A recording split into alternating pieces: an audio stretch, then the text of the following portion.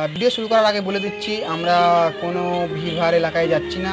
যদি আমি কোনো মন্দিরে গিয়ে থাকি তো আমি ভিড় থেকে দূরেই আছে। আপনারা এটা ভাববেন না কি আমি ভিড়ভাড় এলাকায় যাচ্ছি, ঠিক আছে? আমাদের মন্দিরে পুজোটা শুরু হচ্ছে, কিন্তু ভিড় নেই, ঠিক আছে? লোকজন নিজের বাড়িতেই আছে, মাউন্ট আবুর আছে, একজন দুজন আছে, বাস, ঠিক আছে?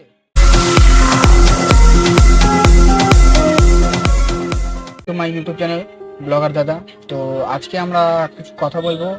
তো লকডাউন বেড়ে গেছে, তোমরা জানোই। তো তার জন্য আমাদের চিল্লা পুজোটা খুব বেশি বড় করে হচ্ছে না, বলতে গেলে হচ্ছেই না। শুধু নতুন ঠাকুর এসছে আর শুধু পুজোটা হবে।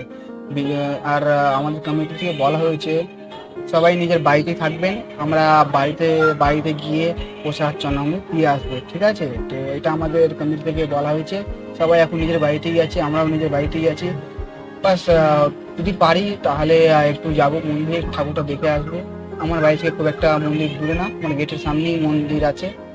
আর এটা একটা কথা বলবো, আগে দেখা যেত আমাদের মন্দির খুব ভিড় হতো, এই হতো। 109 বছর যে পুজোটা চলছে, তো এই প্রথম দেখছি মানে মন্দিরে একজন বা দুজন পড়ে আছে করোনার জন্য। কোনো ব্যাপার না, এই বছর হলো না, তাহলে আগের বছর আমরা ভালো করে পুজোটা করবো। যাই হোক, এবছর যদি বেঁচে যায় তাহলে কালী পুজো করা হবে। দেখা যাক, কমিটি থেকে বলা হচ্ছে যদি কিছু করা যায়। যদি এবছরটা বেঁচে যায় তাহলে আগের বছর ভালো করে, খুব ভালো করে পুজোটা করবো, আপনাদের দেখাবো। একটু যদি বাইরে যাই ঠাকুরটা দেখতে, আপনাদের ঠাকুরটা দেখাবো, আর হয়তো পুজোটাও দেখাতে পারি, দেখা যাক। চলো।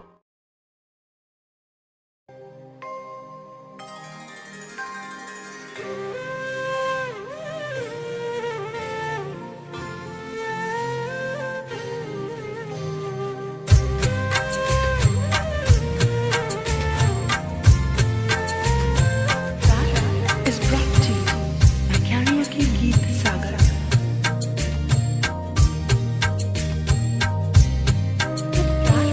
Is brought to you by Karaoke Geet Sagar. Is brought to you. আমাদের 6 নম্বর গেটে শীতলা পুজো। তো আমরা জানি এই লকডাউনের মধ্যে শীতলা পুজো ঠিকভাবে হচ্ছে না, তার জন্য আমরা খুবই দুঃখিত। তো আমরা আশা করছি পরের বছর যেন ভালো করে শীতলা পুজোটা সবাই বানাতে পারে।